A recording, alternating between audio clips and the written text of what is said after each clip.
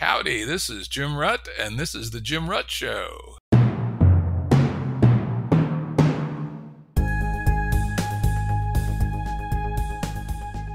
This is a Currents episode. Currents are shorter and less heavily produced than our full-length episodes and generally focus on a single topic. As always, links to books, articles, and organizations mentioned are available on the episode page at jimruttshow.com. That's jimruttshow.com. Today's guests are Sara Walker and Lee Cronin.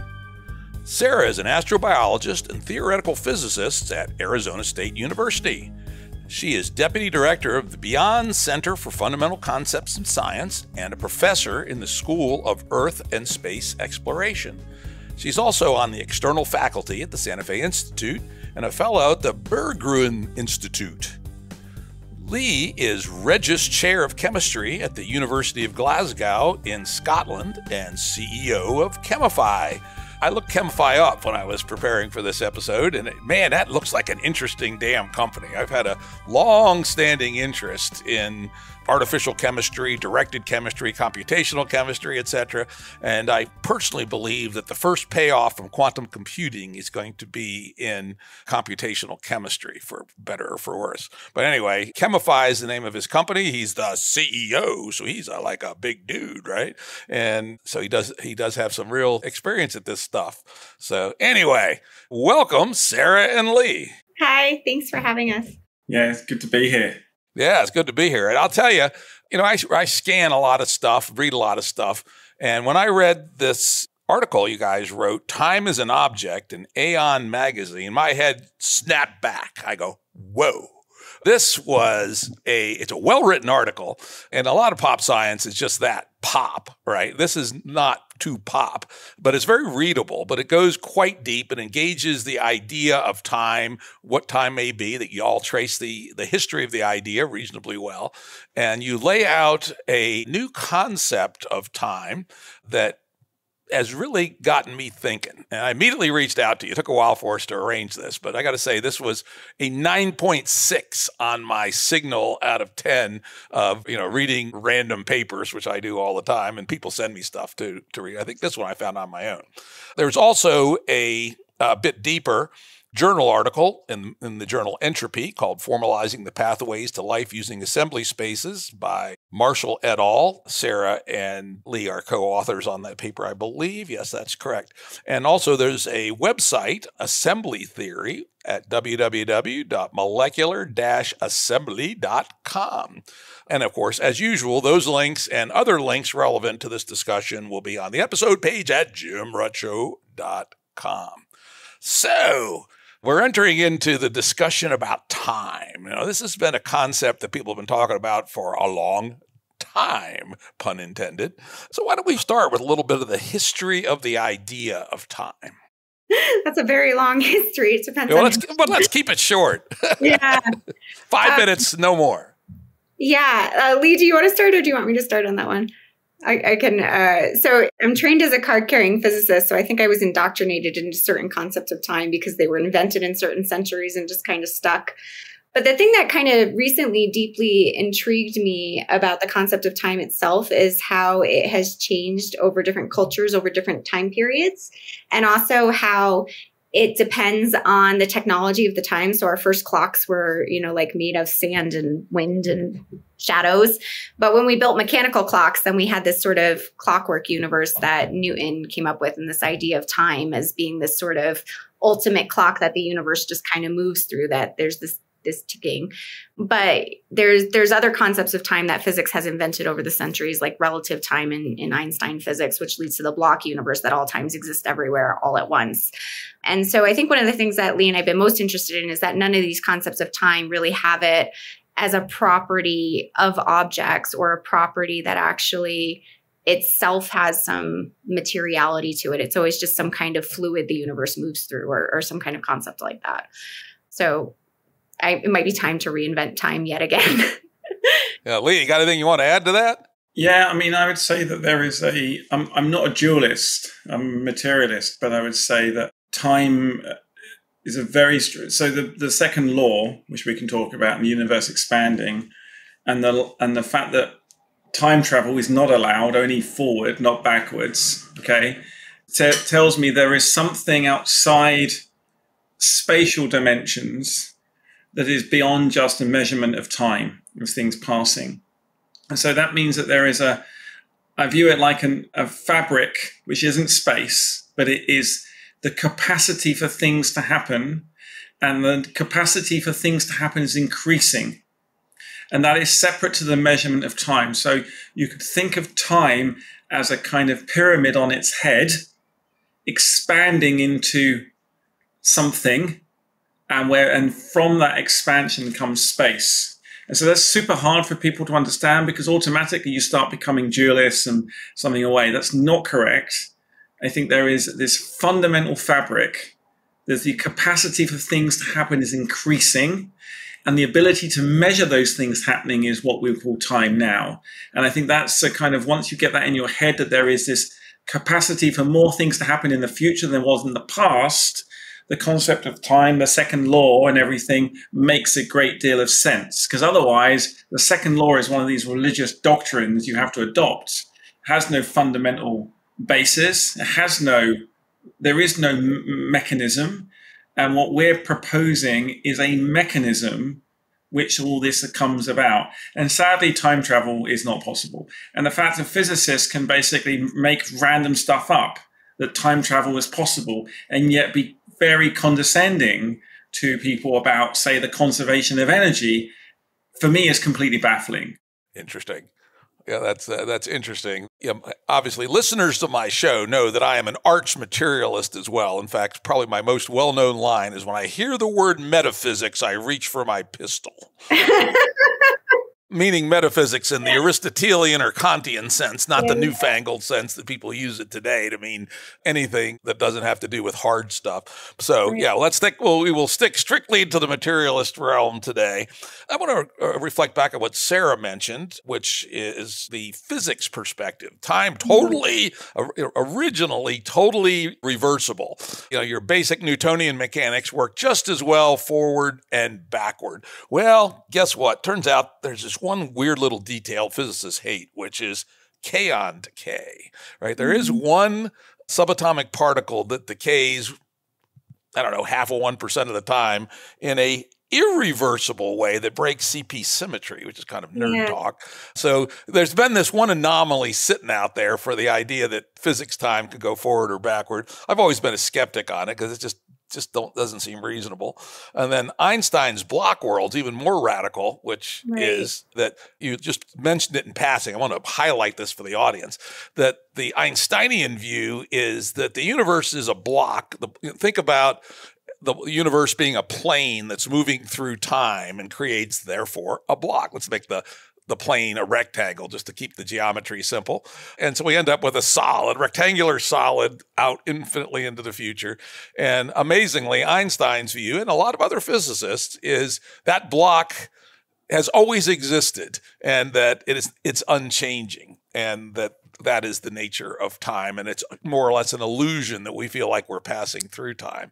Is that unfair to Einstein, Sara? No, I think that's an accurate description of what most physicists think. I just think it's kind of an unreasonable viewpoint to take. And I've always found it really interesting with the theories of physics we have, how we make assumptions about the reality that they describe and sometimes overextend, the descriptions to describe things that maybe they're not relevant to. So Einstein's theory really didn't have anything to do with life, which clearly has some kind of directionality to it. And so I kind of consider Einstein's universe a dead universe. Maybe a universe doesn't look like that. Yeah. And I actually, and we'll get to this later, but if you guys are right, you actually kill Einstein's block universe. I mean, your theory and his theory are incompatible. Not a bad day's work. Take down old Albert on time. Well, yeah, that's before we kill Einstein. I think Einstein did something very, very interesting in terms of giving us relativity. Okay, relativity still works in a world in which time is irreversible, and I think the problem is that when you got to the Planck universe and extension, that is kind of like it's a hard thing to basically make something testable on.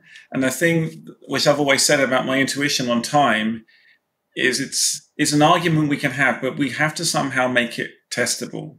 So we only kill the block universe if we come up with a reasonable, I mean, it doesn't have to be, testable to the billionth degree, but it has to come up with a new mechanism and understanding that makes sense of the world in a new way, and would be great if it became predictive as well as explanatory. Yep. And you guys are pointing in that direction, That's why I was so excited when I read the article, right? To go, this is not yet another minor tweak to science, right? This is a big one. And that's what we like to talk about here on the Jim Rutt Show.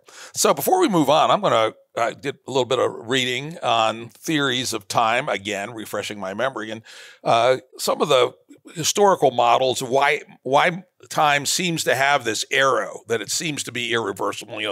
The famous example from like high school physics is an egg dropped on the floor and splattering. You say, well, you can't run that movie backward and have it make any sense. So that's essentially the thermodynamic arrow of time, Boltzmann equations and all that disorder increases, and somehow the increase of disorder itself is the arrow of time. It sounds like it's something, but not quite right. And then there's the idea of the cosmological arrow of time that, again, let's take Big Bang literally, that the world started as a singularity. I'm not quite there, but something very, very small at least. And something explosion happened and everything's been moving out from that. And so, moving from the state of a point to the state of big itself provides an arrow of time, which is then closely related. And I say that you guys fall into this family, the causal arrow of time, that, somebody described history as one damn thing after another. And you could say after another implies time. And if causality is real and causality is sequenced, then one could say at a minimum that the sequence of causal relationships has something to do with the apparent arrow of time. And then, of course, us physics fanboys love our kaon decay as a particle physics explanation. There are people who take that seriously. And the arrow of time is nothing but the effect of a few weird, rare asymmetries in particle decomposition. I find that unlikely, but yeah, it's a theory. And then the last one, it's kind of a fuzzy theory, and that is that somehow, and it's related to the causal arrow theory, I would argue, that quantum decoherence, the fact that quantum states collapse to classical states all the time, itself is a driver of what appears to us to be the arrow of time. And I would suggest that you have to combine that with the causal error family of arrows of time to come up with something useful. So anyway, is that a fair way to categorize the space of arrow of time theories? I think that is. I just want to make a point clear about the causal arrow of time that I find really interesting, is that irreversibility needs to be an emergent property in the sense, emergent, whatever that word means, but in the sense that in order for something to be caused, you have to have a mechanism that can cause it in one direction. So it could be the case that irreversibility only occurs if you have something that can cause the same process to happen both forwards and backwards.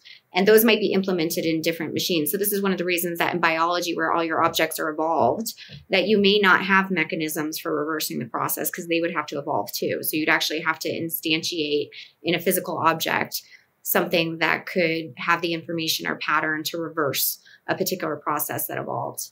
And that's sort of a non-trivial feature. I think in physics, reversibility is easy because none of those processes require memory to ever form. But if you want to have a reversible process in more complex systems, you actually have to have the memory for the forward process and for the reverse process. Okay, now we're getting up to the edge of your theory, which is that, well, why don't you guys take it away? So let's now lay out in as succinct a fashion as possible, despite the fact that you're both professors, the essence, the core of assembly theory.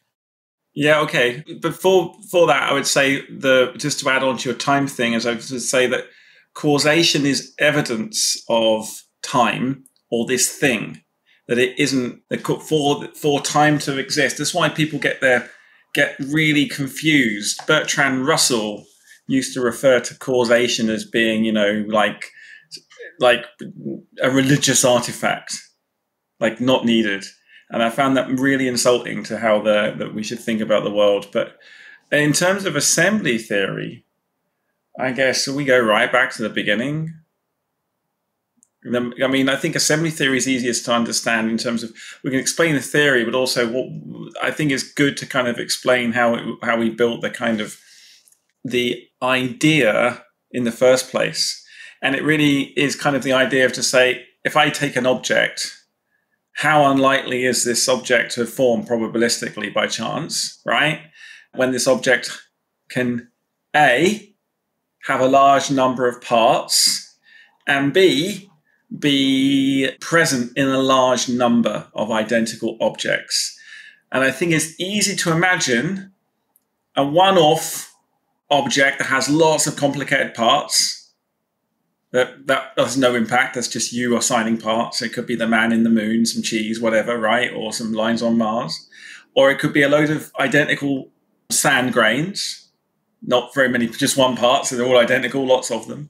So it's that intermediate space where you have objects that are ostensibly by eye or by some analytical method identical.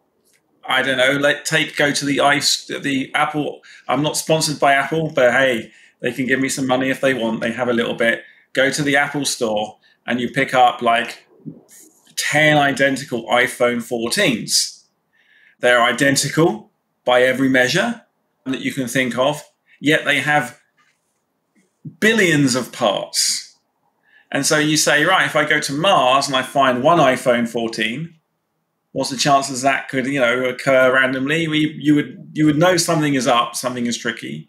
But if you find 10 identical iPhone 14s, you know for sure that couldn't have formed by chance. And that was kind of the basis of assembly theory in terms of thinking differently. And again, I'll remain those two components. Number one, the number of parts does an object have, and the number of copies that object can occur in. I will pause for a second. I think Sarah and I can tag it because we will add on bits to the theory as we go. I'm not sure I want to add anything quite at this stage. I think I'll let you get on and then I can come. Well, the other thing that we get object is the recursive decomposition, right? If you take an object and then, so the next thing from that is how do you know if one object, like let's take the word abracadabra, right, which has 13 letters in it, and instead take 13 A's and go, right? So which one is more complicated? Well, of course, it's abracadabra. Why? Because it has a number. It's not just one letter. It's got several letters, right? Well, wait a minute here. Let's pause a second. At the Santa Fe Institute, we believe that the idea of measures of complexity is still a very unsettled field. All wrong. Wait, okay, good. Let's hear. I love to hear this one. Now, what you're describing sounds a lot like Kolmogorov complexity, which is a measure not computable. Which is it computational complexity, essentially, computational complexity. So anyway, why are we wrong at the Santa Fe Institute that there's a good measure of complexity? I don't know if Sarah, the Santa Fe Institute now, so we're not all technically wrong, but no, Sarah's not. I know we play good cop or bad cop, but Sarah, go on. No. So I think there's a couple of things. One is traditional measures from computer science are more about what is the program size complexity and can you find a minimal machine to run it on. So it's actually a feature of the interaction of a program with a machine that you can find the minimal length. And this is one of the reasons it's uncomputable, because you have to search over all possible machines to make sure that you have the minimal program description. And in our case, we don't really care about a computer being able to compute an object. We care about the intrinsic properties of the object. So we think that it's actually a physical feature of the object itself. And maybe you want to think of the universe as the thing computing that object and bringing it into existence. So it might have some parallels there, but there's only one universe that can generate objects that we know of. And so we actually have to have a really strict definition based on the laws of physics and how they operate in our universe. And we're not looking for the minimal description of an object. We're looking for what is the minimal set of causal pathways for making the object. And there's some very specific constraints that we pose on that because of the physics. One of those is that this recursivity, that you can only use parts you've built in the past, which means that every object encodes its own memory, which is one of the reasons that we have come up with this sort of new concept of time from this, because you actually take in assembly theory that minimal path as a physical attribute of the object, which means the object itself is extended in time as a recursive hierarchical modular object that has this structure. And that's very different than the interpretations from computer science and complexity theory. And something that we're kind of working on really delineating now that's come out of the theory is traditional measures of complexity can't distinguish random from complex, right? This is always the problem we have. Random things look very complex because they're unstructured and sort of maximally unstructured. In assembly theory, random objects are really hard to make. And in fact, we don't really expect them to be evolved. They might be a sign of intelligence. And Lee can talk a bit more about that because that really comes from him thinking about these properties. But what we look for is objects that have reuse of parts. So evolution constantly is reusing parts to make new things. And the only way that we conjecture you can get to these high complexity objects in the first place is by having a memory of what existed in the past and reusing those features. So assembled complexity requires high copy number, and it also requires high copy number of parts. So it's like the copy number is actually very deeply embedded in the causal chain. And so you end up having objects that have a lot of symmetries in their parts because they reuse parts, which is very different than things that are totally random. So what we're talking about is an evolved kind of complexity, not I just look at the statistics of patterns of systems and say this one looks like it's complex versus this one. We're actually looking at the causal chain and how complex is that, and can that even form based on finite resources, finite time? Can we even explore this region of the possibility space? Lee, you want to add to that, Eddie? Yeah, so look, I'm digging in my Outlook here. I want to give you an email. I read you an email, if I may, that Freeman Dyson wrote to me, right? Okay. Because look, I really am not going to make any friends in this, but complexity theory is none of it's correct. And it's one of the biggest errors that a lot of people have made. Let me read it to you. When I was talking to Freeman, he said, I should add the whole literature of complexity. He wrote this to me on the 20th of February, 2018. So I should add the whole literature of complexity theory suffers from the same deficiency. The experts call it complexity theory, but in fact, there is no theory. There are a lot of interesting examples of complex objects and complex systems, but no general understanding of their behavior. And a collection of examples, not a theory, if it provides no understanding. And so my problem with complexity theory in general is it was generated by computationalists, fascinated with computation and Turing machines, fantastic, and measuring things and not really understanding the context in which they're doing it. It's a game. And so they're pretty strong words. And I think it's time that young people stop playing around with complexity theory because it doesn't give them anything. And rather than kind of making people angry, particularly there are some people out there that have lots of complexity measures, it makes them angry. You can't compare them. And Sarah's entirely right. So being charitable, Kolmogorov complexity is an incredibly interesting concept, but it requires computer. And there's lots of kind of other things that people try and do to try and get statistics. And I think that they're kind of thinking in the wrong way. It's a collection of things. I've been interested in complexity theory since I was like 12, right? Maybe a bit older, chaos theory and dynamic systems. And I think people quite rightly understand interest in complex dynamical systems. But what do we mean by complex? We mean lots of parts. And we mean interesting behavior that we can't predict a priori when we coarse grain them. So complexity basically is an excuse to not actually do your accounting properly. It is an excuse to basically write programs to collect things together and bin them and say, oh, I've got a number. And it is an excuse to kind of try and compare things that aren't comparable. And I think that assembly theory finally gets away from that because we can harness the desire to measure complexity between domains and actually ground it in terms of how hard was it to make this object? How complicated is it? What's the difference between a complex architecture that has been built and a mixture of stuff you just found on the moon? And I think that, I'm obviously being provocative because I hope that we'll get interesting discussions, not abuse, because I don't want abuse. I want to basically provoke people to think. But I think it's, we have to go deeper than just having a Turing machine do some stuff and think of an imaginary oracle. Yeah, indeed. Well, interestingly, in significant part, I actually agree with you in that I do not think there is a useful theory of complexity yet. I think of the domain of complexity scientists as a field that's exploring the kind of phenomena you discussed. And there is no unified theory yet. In fact, people at Santa Fe Institute, almost all will admit that. But there are little bits and pieces of interesting findings, some of which may provide some insights, et cetera. So, but in any case, so we probably agree more than you might guess. But let's move on. Because we could talk about this all day. We don't have all day. In assembly theory, you have the concept of steps as at least a rough index on complexity. Talk about what your steps are. Yeah, that's important. So I may mention that very quickly. So I think this is where it gets really interesting in that actually if you take just take from a molecule first. We went molecules first because the chemist, I'm pretty boring. I can only think of molecules. So say, let's take a molecule. And for this molecule, draw a picture of the molecule graph. And then say, let's break the molecule up into its components.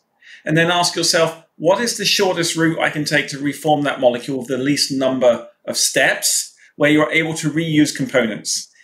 And what was pretty astounding is that it's obvious now that there is a shortest path to make a molecule, if conceptually using those units. And what we found out is that it's actually experimentally measurable. In fact, kind of assembly theory was invented as a process of measuring this decomposition and then rebuilding it. And so the concept of the step is super important because tells you about there was some memory somewhere or some kind of decision on a tree that allowed you to go there, oh, that molecule. And so what you can do on this decision tree, if you like, if you have a good number of steps, say 15 steps, the chances of you taking each of those correct branches on the tree, the more steps you go into space, the more improbable it is that happens. So basically, the larger the number of steps a molecule has, the more improbable it is that it would have formed by chance in just a random mess. And I don't know. I mean, I think Sara also has some, a spin on this. Well, I want to reiterate what you said, because I think this is one of the most important things for me as a theorist thinking about these problems, is that this theory was developed starting from the measurement. And so a lot of people thinking in my space, particularly about the nature of life and how do we build theories of life, they always start from abstract concepts and they don't really try to bridge it to what could you measure in the lab? And so I think Lee's really profound insight was, I can go in the lab and I can measure stuff. What can I measure that's relevant to building a theory of physics that will explain life?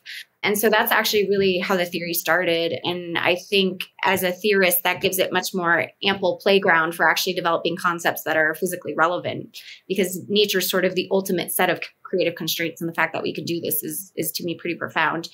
So the other thing I just want to point out, because we usually make this point in most discussions about assembly theory, but I think people underestimate how big chemical space is. We don't even have a conception. We can see pictures of the Hubble Deep Field and we go, oh, wow, the universe is big. But we don't see a picture of what's the possibility space of the things that can be made on Earth. And it's exponentially huge because it's a combinatorial space and we can make all these kinds of objects.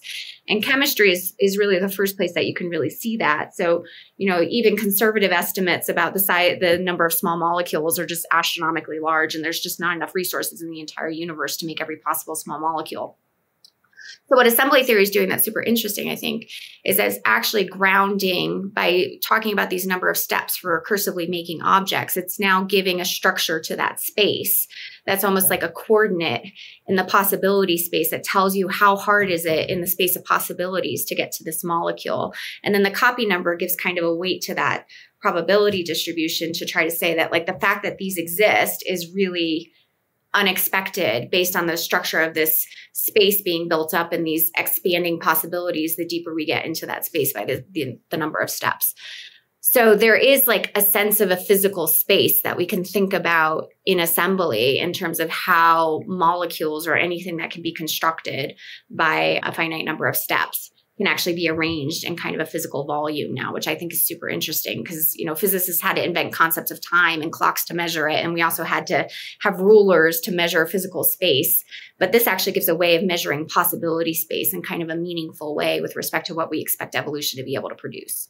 Very good. Yeah, and I would say that actually Sara and I started this discussion way further ago, right? In that her argument to me one of the first times I met her was that there's missing physics. And I was like, oh, this sounds kind of cool. what does this mean exactly? And she's like, well, it's kind of missing. So like, okay. And then it was this, well, there was this kind of causation information stuff. And so, and my initial feeling was that wasn't quite right, but it wasn't wrong.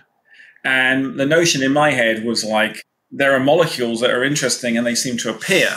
And so I think what we kind of did in our own way for a little while is try to put those two things together, say, well, okay, can we identify evidence of information, right, in the universe in the absence of biology? And I actually think this is what kind of Sarah's insight was. Because I'm just a random chemist who go set fire to things. Can it burn? Oh, it burns. Awesome, right? Well done. And then when I was thinking about these mass spec experiments, that became the avenue that we started to go down. And the nice thing is, this concept of the number of parts in the molecule is now measurable, not just one technique with 3 different techniques. And you can actually measure it. And all the chemists, I think, still think that this is a nonsense number because it's got nothing to do about the synthesizability. It's got nothing to do about other than the probabilistic bounding. But the fact you can count the number of different parts in the molecule so you can shine light on it and the way it absorbs the light, the more different wavelengths of light it can discover, the more colors you can get absorbed, the more complex the molecule. There's another technique called magnetic resonance. The more different where you absorb in the radio frequency, the more different radio frequencies you can discretely observe, the more parts you have. And in mass spec, which is where you weigh a molecule and you cut it up by hitting it into bits, the more bits you get when you hit it, again, assembly index is proportional to those 3 measurements. So it's super cool that we had a fundamental concept that we were playing with and we could then actually measure it. And it kind of seems to be right. Each molecule we know has a minimum assembly index associated with it. Yeah, that was another thing that caused my head to come up. Not just random speculation backed up by actual results, and presumably replicable results, right? So, but now let's go into the other thing that was hugely interesting to me, and you mentioned it in passing. I'd like to dig into this more deeply, and this is the idea that at some level of number of steps, it becomes important to have memory in a system. And I'm going to give you my take on an example of what this memory might be that would help our audience understand it. And tell me if I'm full of shit, because I often am, but I'll at least take a whack at it, which is big organic molecules have to be, the memory that results in big organic molecules is essentially the deep memory in DNA and the local memory in the cytoplasm and the metabolism within a cell. And those are essentially the memory that you're talking about that's a prerequisite to the creation of large organic chemicals in cells. Is that close enough? Yeah, I like that. That's a great way to explain it. The genes encode for the proteins do stuff, and in the cytoplasm there are local environmental things going on that can allow to shape that, and you get the molecules you need. Yeah, ribosomes, scaffolding, et cetera. But all that is memory, and some of it's very, very deep memory, right? Some of it goes all the way back to Luca, our last universal common ancestor 3.5 billion years ago. Some of it's right current, right? The epigenetics of what's going on in your cytoplasm, for instance. And so these are memories of many scales that provide a prerequisite to create n number of steps. And this actually ties in closely to the work. I don't know if he's aware of assembly theory. I'm going to have him on my podcast in a couple of weeks. I'll ask him. That's David Krakauer's ideas about the evolution of information processing in the universe, right? I see this as closely related because an implication of your theory is that as structures that allowed memory to get deeper and deeper and more complicated, if not necessarily complex, increased over time in the evolution of the universe, the ability to take more steps increases along with that. And the two may well be dependent, extra steps may well be dependent on memory depth. Yeah, I think we're both fans of David's work, and we've talked with him a bit about assembly theory. So it's really cool to see the intersections there. Yeah, it'll be interesting. All right, so now we've talked about memory. We've talked about number, which actually is interesting because it rules out the occasional fluke, right? Something that happens very, very low probability by randomness, and such things do happen by randomness. So you have a large number of a species and a species that has a high complexity count by your step mechanism, and you then give that an assembly index. That's approximately right. So the two together say that this has to have this is a representation of high assembly. Is that approximately correct? That's right. Yeah, so we came up with the assembly equation, which unifies those things. So the assembly equation, roughly speaking, is like an equal to is a summation over the exponential to the power of the assembly index times 1 minus the copy of the object. Why is it 1 minus? Because you only have one copy. It has 0 contribution. So 1 minus 1 is 0 and it goes to 0. And then some kind of normalization. And we kind of have a higher weighting on the assembly index because that gives you kind of more memory. But I actually think the copy number is nicely poised there. So you should be able to kind of measure the assembliness. When we were coming up with this word, Sarah and I were debating what do we call it. I mean, I was going to call it asentropy or arsentropy. I like that. That didn't work. My mobile phone's name is still arsentropy. So occasionally I get an Apple saying, where is arsentropy? But it is ars. I was going to call it arsentropy forever now. Assembly is literally a measure of the amount of evolution or selection that's gone into the objects that you've considered over the volume. And, it may be at the end of the universe, or there will be no end of the universe if we're right. It will just be more and more evolved. The assembly just goes up.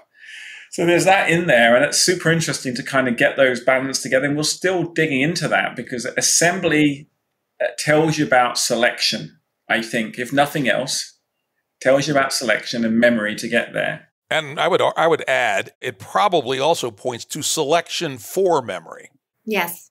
Yeah. Well, because if things that have more steps, at least sometimes provide selective advantage, then that would say there's a meta-evolutionary evo-devo context going on for the evolution of more memory as well. So assembly theory, I mean, the most profound outcome of assembly theory that I think Sarah and I were kind of thinking about, Sarah's missing physics, in essence, was like selection has to predate biology as we know it. No selection, you need a local creationist to come up with life if selection didn't occur before biology, because where's all the complexity come from, right? So selection builds in steps, randomly to start with, and then by chance the mechanisms for memory get built by the universe, and we can talk about what those loops are. They're very simple. We're still kind of bottoming that in the lab right now. It's like Sarah's becoming an experimentalist as fast as I'm becoming a theorist, and vice versa, because I think it's useful to design experiment. I like theorists who design experiments because it makes it much more grounded. So assembly theory allows us to identify selection before biology. And then there's a critical event that happens at biology, where biology is like a selection amplifier. Well, it becomes a big enough autocatalytic network that has closure and the ability to resist entropy sufficiently not to be dissipated. And that magical moment occurred, as far as we know, just once, or at least only one has survived. Now, regular listeners know Origin of Life is one of our regular recurring themes here. We've had Eric Smith on, we've had Bruce Damer on a number of times, of other people talk about Origin of Life. And so the idea of selection in the prebiotic is something that regular listeners would know about, but I'm glad your theory goes there, because it must, as you realize, right? Otherwise, you do have, and then a miracle occurred, and that's not a good way to. Well, it's not a miracle in assembly theory. There's actually a mechanism to talk about why. And Bruce Damer lays out his own mechanisms. There's multiple. Eric Smith has his, and Harold Morowitz was a dear friend of mine, had his, and all that was interesting. Well, I think there's a difference in a mechanism of explaining the origin of life itself, right? Which is some people think as a chemical phenomena, where you want to explain why maybe a replicating molecule or an autocatalytic set emerged from a geochemical environment. But there's another bar of explaining the origin of life as a cascade over 4 billion years of building complexity on this planet, with the origin of life as a recursive transformation that is continually still happening to this day, which we call evolution. And so I think that the sort of problem that we're trying to solve with assembly theory is, it's addressing the origin of life, but it's addressing the origin of life from a different explanatory framework than what we traditionally would consider origin of life science. So in some sense, it is a theory for the origin of life, but it's actually much broader in its attempt to explain features of life that so far have been unexplained. And for me, this was always the most interesting thing going in the original life field, is there were all these people that were trying to define life and then use their definition to design an original life experiment. And no one was starting from really first principles to say, well, what is the phenomena of life? And then how could we understand the transition from non-life to life from more fundamental principles? Although I think some of the people you named have certainly been thinking in that space. But I think that's a really tall bar. And then the question becomes, what is the experimental proof you solve the original life? And Lee and I are kind of in agreement that the real experimental proof is actually evolving alien life in the lab, which is not just recapitulating the steps we think happened on early Earth, but having a totally de novo original life event that might explore some other region of chemical space. We'll talk about that a little bit in more depth later. But let me get on to something closely related, Sure. which is, again, another thing caused my head almost whipped off reading this damn article. So many interesting ideas that you found this sharp line between non-biotic and biotic steps in chemistry. I believe it was 13 or 14 was essentially the flip point. And you said pretty strongly, 15 steps or above, it must be biotic, or, as we'll talk about next, the equivalent of biotic. Because I do think you all have a little bit of biotic myopia. There could be other processes that had similar complexity generating attributes that aren't life. But at least for now, the only one we know about is life. So talk about this idea of a sharp phase transition and how that might be useful in various ways. Yeah, I think it's kind of tough to kind of say something definitively when you've got n is 1. And obviously, some people say that, life is a continuum or life doesn't exist. Like I was at a meeting with Sarah when someone said life doesn't exist. We're like, that's useful. And life is a continuum. That's also useful. But what we do see when you take chemistry in life and chemistry and inorganic chemistry and compare them, you have a sharp phase transition in the combinatorial space. That's great.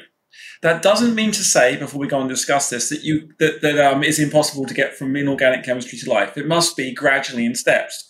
But what I think happens is you take small steps and it builds those systems, and that is happenstance. And then actually, when the systems become established through selection and evolution, you establish this new technology, if you like, that is so far to the right, and when, say, left is non-life, right is life, that there's a clear gap that opens up in the middle. So I should say that. So it's not magic. There is a continuum in complexity, but then a life has a habit of amplifying that and just running away. It's like technological takeoff. It's like now going to look for old phones, like phones that are plugged into the wall. We know they were there, but everyone's wireless, right? I just want to make that point. Well, maybe. I live in a place that doesn't have cell coverage. It's a 20-minute drive to the closest cell coverage. So exactly. So there's still examples, right? So, but the phase transition to smart. If you were to take all the phones on Earth and plot them, against the one very quick fast phase transition as an inorganic to say. So that's kind of when we saw that, we were like, gee, that's really interesting. And it looks like on Earth, the chemistry and the biology on Earth has this characteristic, and the chemistry not in biology has this other characteristic, and it's a sharp difference. Now, is it the same on Titan, if there's life on Titan, or on Planet X, where Planet X is alive? We don't know, because it's going to be perhaps a feature of the chemistry that's being cooked. But we think looking for a phase transition between kind of abiotic and biotic chemistry is going to be a very good signature in the future. And I don't know if Sarah, if you agree with that, makes sense. I'm kind of trying to kind of cover the contradiction of how did you get there if it's not allowed? Yeah. Well, I think just a few points for clarification. One is life can make low assembly stuff. So anything below, the threshold can also be produced by life, but it's just not a definitive signature that living physics is present, because we would expect it to possibly be formed by random chance chemistry, not selection. And so this sort of boundary is this constraint that we expect the universe to have, where selection or whatever physics is governing life, that mechanism must be in place in order to observe those high assembly objects. Otherwise, there's no a priori expectation we should have that they would ever be produced. And that comes from the argument of the number of steps and the fact that the space is combinatorially exploding. So every step you could make a misstep, and also the number of objects in your past is increasing. So there's this sort of double exponential growth of the possibility space, or exponential if you actually constrain it to be physically realistic. And then So you're selecting things out of an exponentially growing space. And then we're also trying to observe them with high copy number, which means that whole causal chain had to be selected to produce it. So that memory that we've been talking about has to be instantiated in physical objects. So you can think of assembly theory basically saying life is a stack of objects that's very deep in time that are basically assembling other objects. And that entire stack is necessary to get to like these high assembly things. And so this is one of the reasons that we see a threshold. And we can theoretically predict there should be a threshold. And actually, we've done a little bit of that work in past papers. But one of the things that we're doing now is really fleshing out what this transition from non-life to life actually looks like in assembly theory and quantifying its properties and some of the mechanisms of crossing that boundary, which for me is super exciting because I think it's an interesting way of framing the origin of life problem that you can actually quantify when you think it should happen and what the kinds of conditions of the chemistry are to mediate the transition. So I think those are predictions we can make from the theory. But also, I think when you're talking about the origin of life, you're assuming life is different than non-life. In some sense, because you're expecting a sharp transition. And I think what assembly theory does is because it unifies the non-living and living universe with this kind of description in terms of selection and how much time is embedded in an object, that we actually now have a meaningful way of talking about when systems cross that boundary because we have the same descriptive language for describing both the non-living and living universe. And I think like that's an incredibly powerful way of approaching the origin of life problem. Whether the things we're doing turn out to be correct, I think that's the right way of framing it. Yeah, very nice. That makes a lot of sense to me. So if 13 or 14 is the prebiotic range, 15 is in the biotic. How big does biotic stuff get in terms of steps? So it gets pretty big. And it's kind of interesting. Like we were getting trolled actually on one of our papers and they were like, what is, and no, I won't necessarily go into the troll just now because never feed the trolls. And they were complaining about, the numbers and so on. And actually, you look at the paper we published in Nature Communications a few years ago.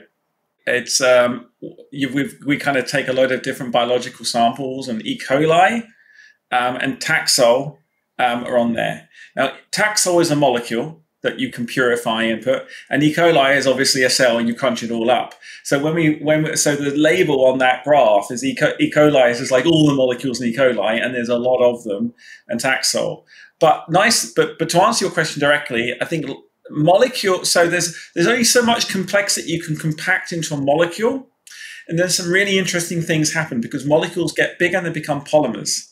And when they become polymers, then there's a different way of counting things that we're working out at the moment. But basically, you can get molecules that have complexities going up to 30, 40, 50, or 60. So super huge. But there might be another phase transition. And this is something that Sara was kind of, again, a way Sara and I came together on because she also likes thinking about techno-signatures, which I think is super cool. Because we'll be talking about next. Yeah. So I'll let Sara talk about that. So there seems to be another phase transition. You got the transition from random to evolutionary, right? Evolution is not that smart, but it is that persistent, and it is going to go right. And it doesn't. But evolution, then at some point through abstraction, builds platforms.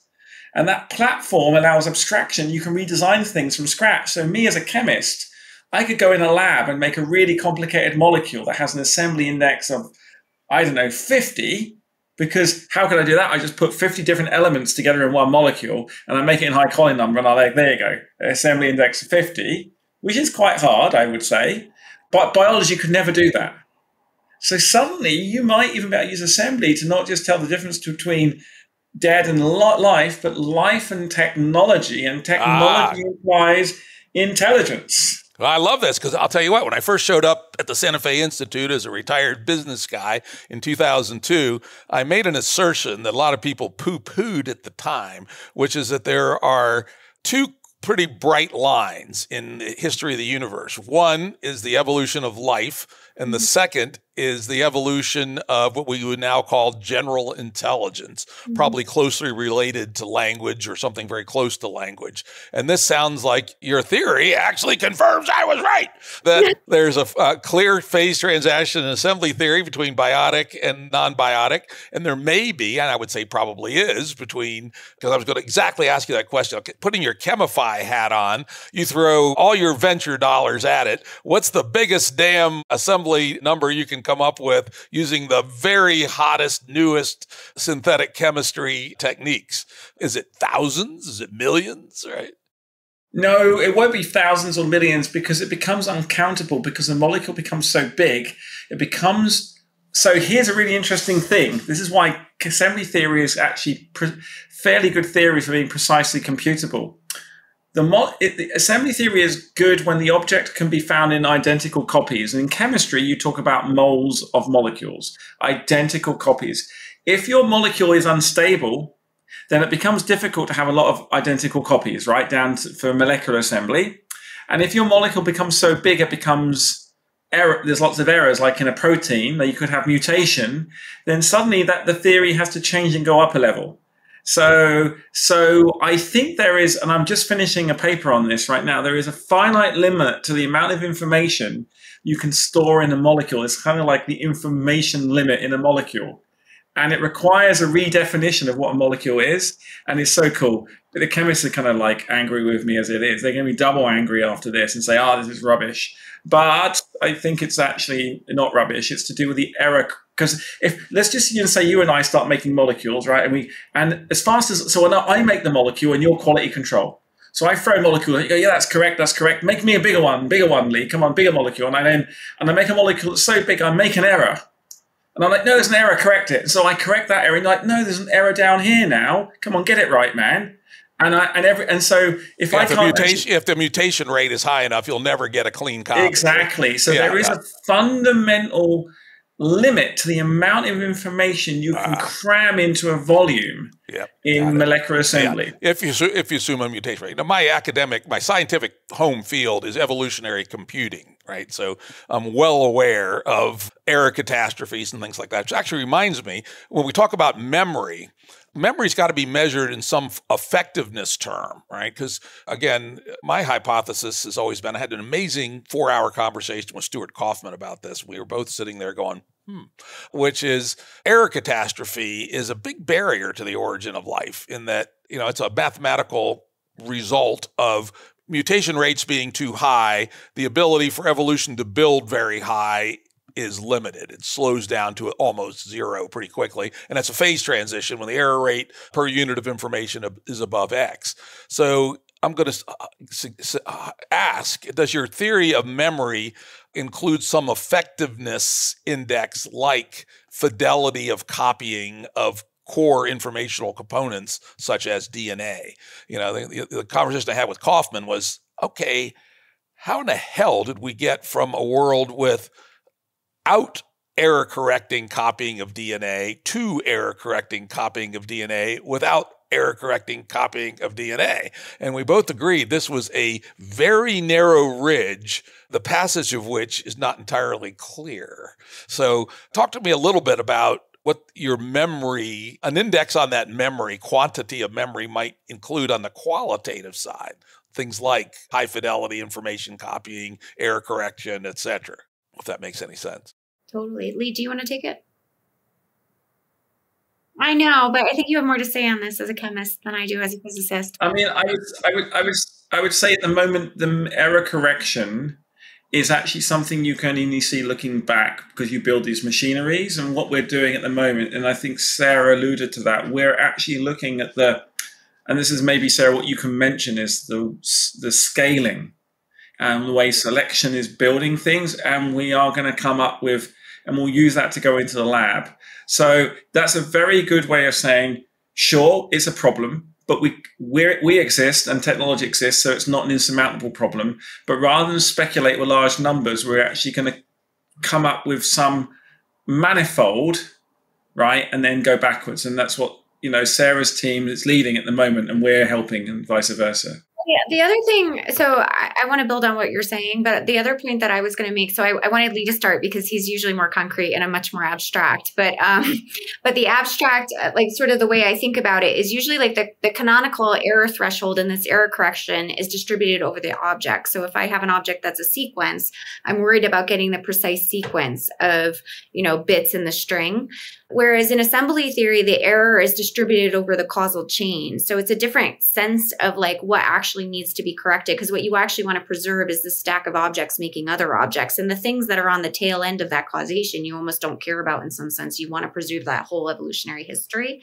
So I think the error threshold is kind of capturing, like if you coarse grain out all the history of the object, that there's some issue with like reproducing the fidelity of this object. But like what we care about is actually how do you even get that stack of causation to build those objects in the first place. And as Lee mentioned, this post-selected part of it. So assembly theory is one of the things that's the most radical departure from traditional theories of physics is like when you write a theory of physics, usually like you have a law of motion and you have an initial condition. So you have to fine tune the initial state of your universe and then apply this external law. Like you have some great programmer in the sky or a godlike entity that can just run the system. In assembly theory, we don't do it that way because we're trying to build a physics that explains observers inside the universe, like living things. So we look at objects that exist and we deconstruct their history and then build the local volume around those objects that exist and then talk about where are those objects in the space of things that could exist. And so in this sense, I think it will have some very meaningful things to say about the structure of why certain objects were selected in the biosphere when they were as a function of time. But some of the traditional framings of questions in origin of life are, they look totally different in this framing, and some of them become very relevant, and some of them are actually just not questions that are like the right ones to be asking because they might be too detail oriented about like the particular architecture of what evolved. And what you really want to ask questions about from our perspective is how do you get an evolutionary process? And selection should do the work of building these kind of structures if you have some way of maintaining memory of the past and building up new objects, because there's some kind of preservation. Like objects that exist want to continue to exist, so they get selected for persistence. And so sometimes I think of assembly as the physics of existence. It's like, why do some things exist and not others? And then the explanation for that is always in terms of these causal chains and the local relationship between objects. And that's another feature I really like, is that some things can only exist with other things. They can't exist on their own. Yeah, it's the autocatalytic network. Yes, exactly. Concept, So right. I actually think autocatalysis will be an emergent property of some other assembly theoretic principles, and we're working on that too now. So because there's I was always a big fan of Stu's ideas, and I've talked with him a number of times over the years about some of these things as well, and so has Lee. But I think one of the things that's really hard about autocatalytic sets is how brittle they are and how you have to fine tune the reaction conditions. And you can get closure on a graph, but then you have to put dynamics on it, and it's really hard to get these things to be stable in the lab. And I think that there's some ways that we can explain why you get certain features of autocatalysis that you do in real living systems by embedding them in this evolutionary context that we have in assembly theory. Again, work to be done because we have so much to do now. Such interesting stuff. We have Yeah. a little bit of time. I got two topics I want to get into, so let's cut this off, even though there's lots more to be said here. Next, you call this a theory of time. I'm not so sure it actually is. It's a theory of measuring something that happens over time, but it seems like it could easily be compatible with at least some deeper physics of time. I had Lee Smolin on some time back, and we talked about all kinds of crazy stuff, but we also talked about his work with Unger on real clockwork time. Screw all these guys, right? The world there actually is a universal clock everywhere, tick, tick, ticking. It's not obvious to me that your work is incompatible with that theory and perhaps other theories on deep fundamental, what's happening at the Planck time kinds of things. Right? No, I think it's very, Lee and I have both had we both had conversations with Lee Smolin about this. And I think he probably comes the closest to how we think about time as anyone. I think assembly theory is a theory of time. Yeah. And so do you want to take it, Lee, or can I say a couple things? No, go ahead. There are some parallels between assembly theory and like causal set theories of quantum gravity in terms of having a causal directed structure, except, they treat events And we treat objects. So we think, the physical things are the actual objects you see in the universe, like as physical structures. But I think your criticism, like why not just treat assembly theory as a measure of this thing? Why do you have to treat these things as intrinsic properties of objects? And this to me is really the part that's touching on this sort of new physics, because the problem I always had coming into the original life is I thought intrinsically the concept of information was really important, but information is this really abstract thing. Nobody can point to information as a physical thing. And information theory itself has lots of problems. And some of the easiest, obvious ones that it resolves are things like dealing with the fact, like novelty creation. So information theory already assumes you have a frequency distribution over objects. So they already have to be abundant in order to even talk about information. And assembly theory is really about how do you even get there in the first place. So there's some kind of interesting connections between canonical concepts of information that you might find in complex systems and assembly theory and what assembly theory explains. But the deeper story is, for me, is can you make information material? And I could trade time as an object for information as an object. But the point of information is accumulated over time. So it's a temporally embedded structure. And so if you want to treat the objects of evolution as material objects, which I would prefer to do than saying they're disembodied and they're not physical, then you have to treat this temporal dimension as a physical feature of the object. And so that embeds the object in time, but it embeds the object in time in the sense that its informational properties, the properties about how it was caused to come into being, the properties about how it's constrained to exist in the space of all possibilities, all these things that might sound information theoretic in origin are embedded in this shortest path, so that that's an informational structure. And now you're saying the molecule is not the thing I hold in my hand. It's actually this extended temporal structure that captures these evolutionary informational properties. And, to make a new material category of nature to say time or information in this embedded structure as an object, I think people think is really radical, but they forget that all of the things in our theories of physics have exactly that property. They're things that we can measure, and then we build a theory out of them. So mass didn't really become relevant as a physical quantity until we were trying to write down equations of motion and equations of gravity, and it became the relevant parameter for describing features of object over their color or their size, right? And we treat objects as point particles with a mass. That's a weird abstraction to do, but it works for gravity. And then we say objects have mass as a physical property because it's something we can measure. And in assembly theory, we say some concept of information or causation is relevant for describing physics of evolution and how objects come into existence. In assembly theory, we have a way of measuring this, at least for molecules, in terms of shortest path and copy number. So let's treat that as the object of our theory and really take seriously the physical properties that has for constructing a theory. And I think for me, this is why I'm willing to take that leap, because I don't think information is disembodied. And I don't think when we see abstract properties, like even the words we're communicating, that they really are non-physical. I think they're just deeply embedded in time. And what we're seeing is evidence of time. Yep. And let me point out here that this is where, if you're right, you refute Einstein's block universe, right? Which is, Einstein assumed it all happens simultaneously somehow. But if this theory is correct, some things have to happen before other things can happen. So, so the two are fundamentally incompatible. And so Lee, why don't you take that? I was going to say, so this is really why, so exactly same thing. Assembly theory is to time what mass is to gravity, right?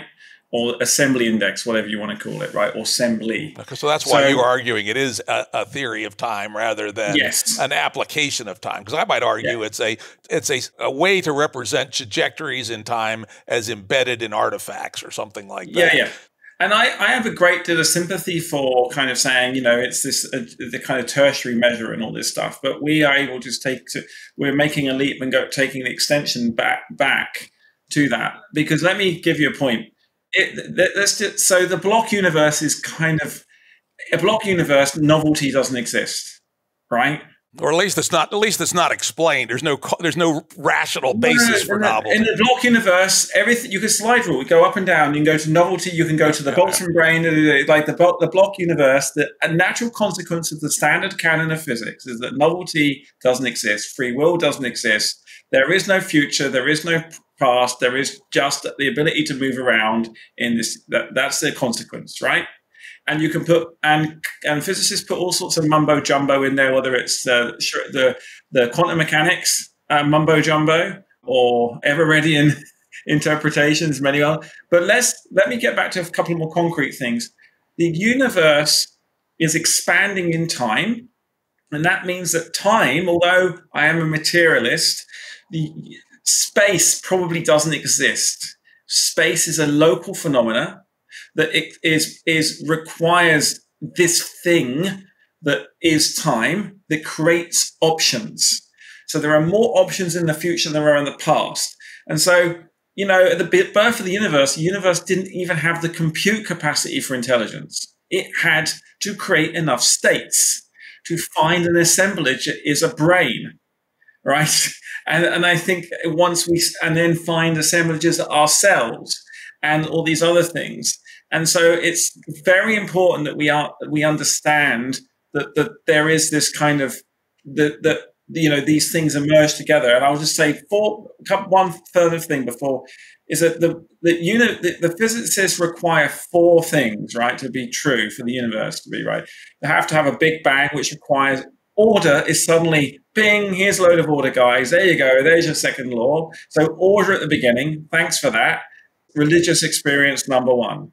Number 2, time is emergent, right? So number 3, causation is emergent, right? And then time is emergent. So we have all these things. So we have, and you can replace all those 4 assumptions with just one thing. The universe is intrinsically asymmetric, which I hasten to add, particle physics already tells us in CP violation. Yes. So I'm just like, so we see CP violation, and yet we put all this other stuff in. And so it's kind of now, why does assembly theory reveal time? Well, what it does is and I think Sara puts this very well in that she sees she sees complex objects as having depth in time. A cell couldn't just suddenly spring in to being just after that cell division. There's a lineage going all the way back. And it's a 4.2 billion year old lineage, or give or take 4.2 billion years. What's 200 billion years between friends? So it's that when you see that object, the depth of all those states that you have to go through. And that's why it's super interesting that we have to reveal time in this way. Very cool. Well, now we'll move on to our last topic. And regular listeners know I am obsessed with the topic of the Fermi paradox and the search for extraterrestrial intelligence. And of course, I get guests to speculate on them, even if they have no knowledge whatsoever on the topic. This time, I actually have some guests whose theory is actually closely aligned to these questions. And Sara indicated that she'd been thinking about this in passing when she mentioned techno-signatures, which in the SETI world is the idea of looking out into the universe, not necessarily for messages from little green men, but from, Dyson shells around stars or other, techno-signatures that some massive technology built something that could not be explained by the pre-biotic physics or the equivalent of biology. So who wants to start with the implications of assembly theory for SETI and the Fermi paradox? Lee, go ahead. No, I was going to say Sara has much more to say on this. Oh, okay. Sara, I was going to say, I thought you were raising your hand. You're pointing to Sara. Go for it. Yeah. I think there's 2 conversations we had. Like, one is the actual, what are possible resolutions to the Fermi paradox, and another is what would be evidence of technology. And I think let's do the first and then the second.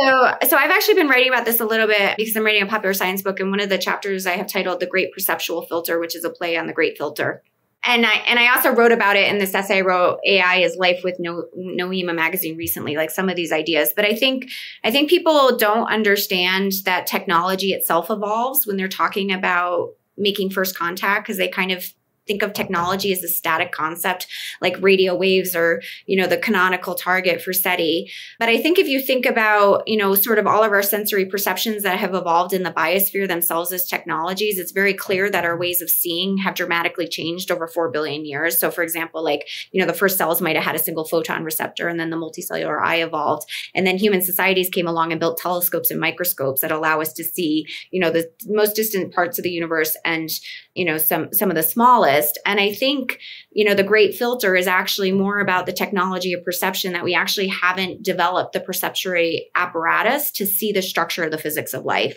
And you already see this in AI discussions. If you think life is about causation, we can't build into our technological systems a notion of causal structure and how to actually see objects as extended in time or as causal structures.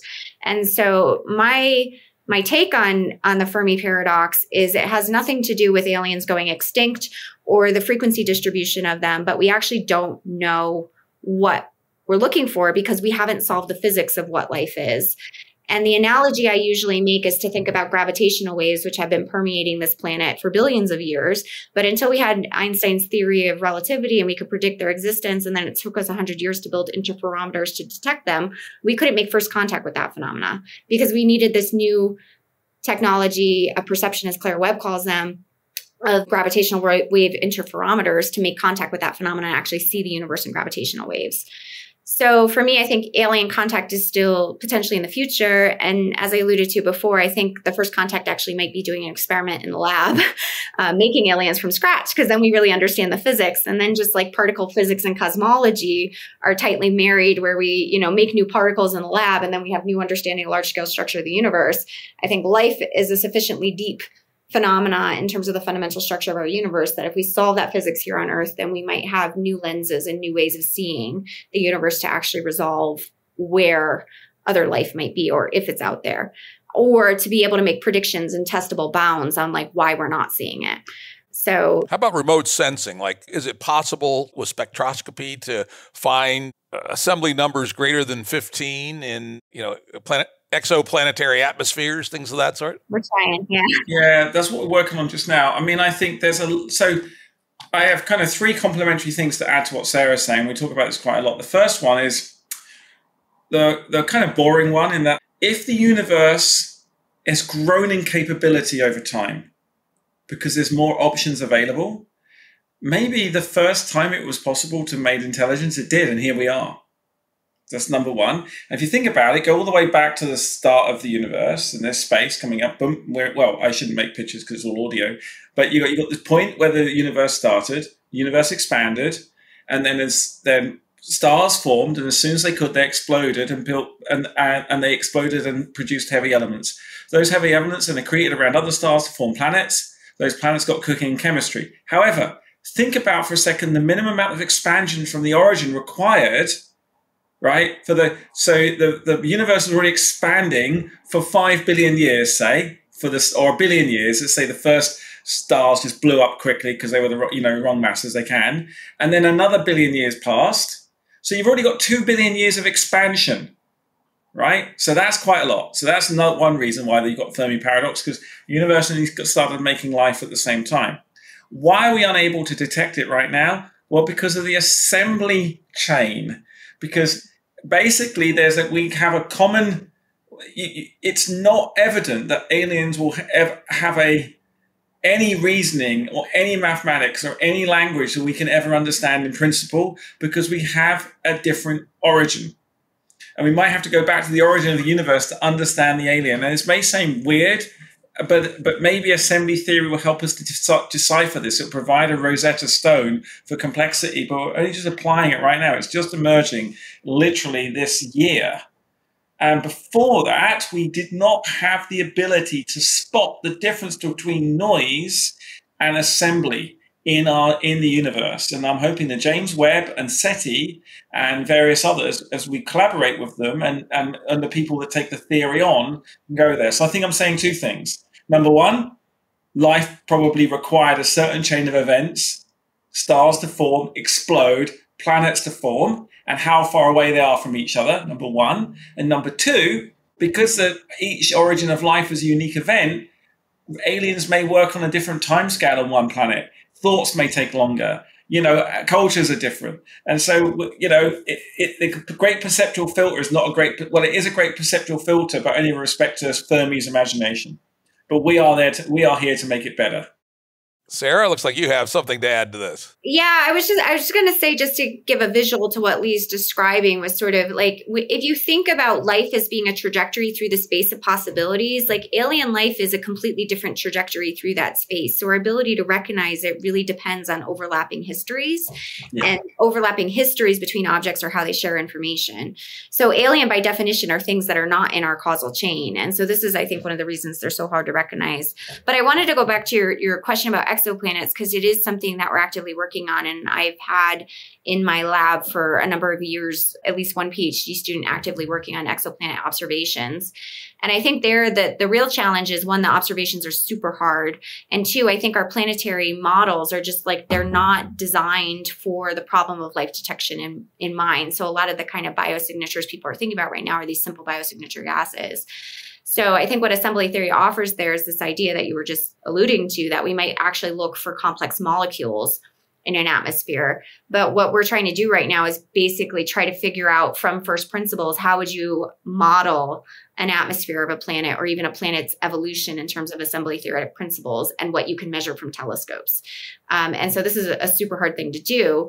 But basically the sort of program there becomes then, how do you detect how much memory a planet has in it of past states in some sense, or like, what is the structure of evolving complexity on a planet, and how do you detect that remotely?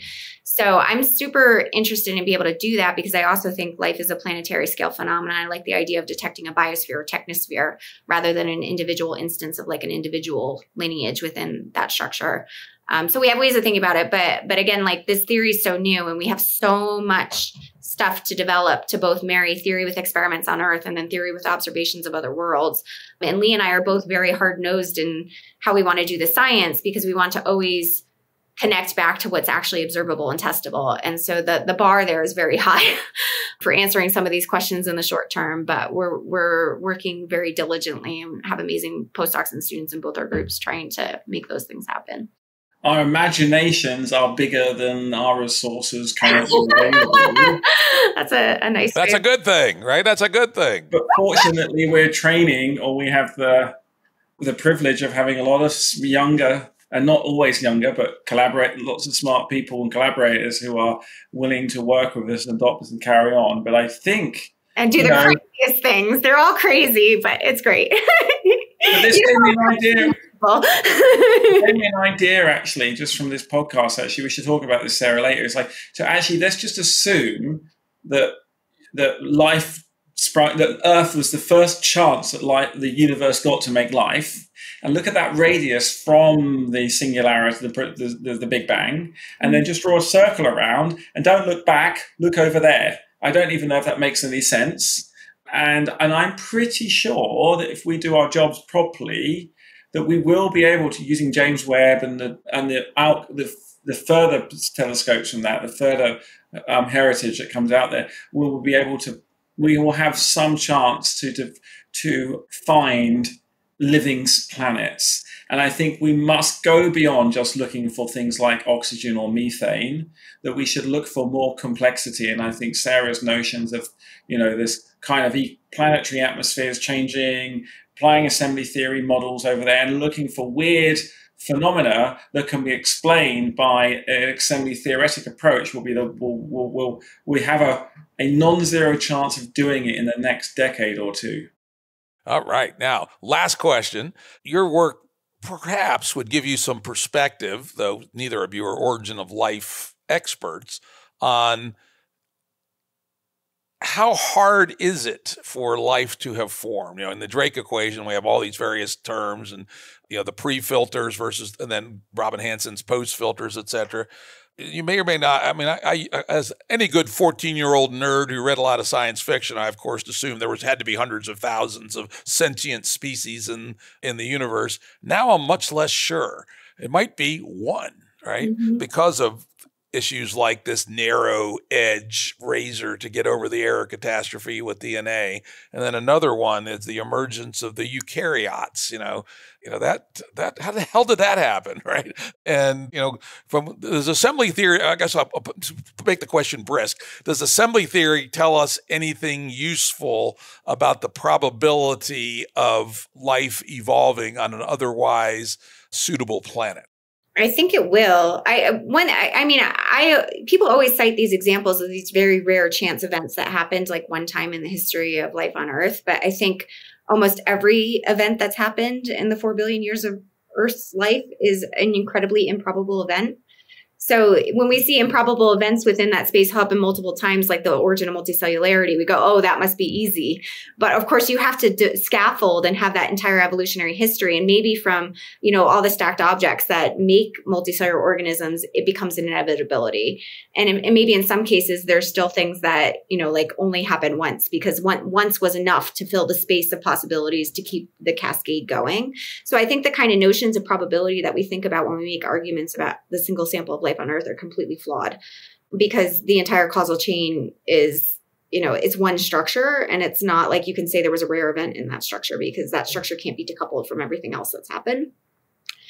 And the second point is, I think with assembly theory, we can make a prediction about the likelihood of life emerging in certain chemical environments with certain sets of constraints. And that's something that Lee and I are working on. So Lee's trying to build the experiments based on the same technology that he's developing with Chemify to do these kind of large scale origin of life experiments. And from the theory side, we've talked about this already on the podcast, but we anticipate there to be something like a phase transition or a transition in the physics at a certain assembly threshold. And so the question is, how can we force a system to cross that? And how do we understand the physics of that transition? And so that's something that we're working on now that I think will make predictions about how easy or hard that transition is. But I think you cannot make statements about the likelihood of the origin of life until we solve that problem. And people will do exactly what you were saying, where they'll say, oh, there's tons of Earth-like environments. There's probably billions of them in the world. Surely life must be an inevitability. But it doesn't mean anything if the probability of the origin of life is, in the 1 in a trillions of planets, right? So until we solve that problem, I don't think we can bound the probability of aliens at all, which is why I think the alien life problem and the origin of life problem are exactly the same problem. Lee? Yeah, I mean, I'd say, I don't know, I think Sarah would also claim to be an origin of life chemist. I was once. I stopped being an origin of life chemist for one reason. We became historical. Let's go back and look at what could have happened. And the phrase prebiotically plausible to justify experimentation where people, are doing great work and they're trying to get to the answers, some things. I just think for me, I want to be able to solve the problem real time. And I think there's some things we don't yet understand in the physics and assembly theory. And I think the Drake occasion is kind of like, it was kind of like, a Sunday, maybe a Friday afternoon, let's do this. And everyone takes a life of its own. I have a slightly different opinion to Sarah. I think that matter drives to complexity, and the only process to get complexity is through assembly theory kind of explanations, selection and so on. Selection's occurring everywhere in the universe. So I think we need to reframe the question and say, if selection predates biology and evolution and the origin of life, how much selection is required to start making that transition? Okay. And then we can start thinking about looking at that everywhere. And I think, when people say, and I think I agree with Sarah about the planet Earth being everything is unique. Because if you take a load of sand and you draw a picture in the sand and then some wind blows it, that's unique, that's unique, that's unique.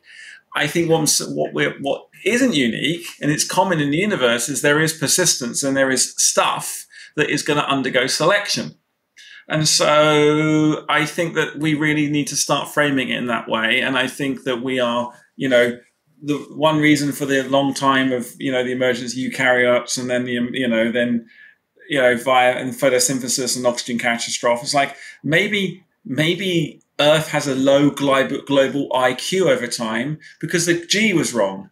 And some planets where G is less, therefore you don't need such metabolic efforts to move around, then you get to intelligence quicker. We just don't know. But what we do know is selection we have a very strong impression is that selection is as fundamental for the emergence of biology as gravity is for the emergence of stars. Very cool. This has been one of my favorite episodes ever. This was just fantastic. So I really want to thank Sara Walker and Lee Cronin for a hugely interesting conversation, and check out the episode page at jimruttshow.com for numerous links to learn more about the ideas of assembly theory.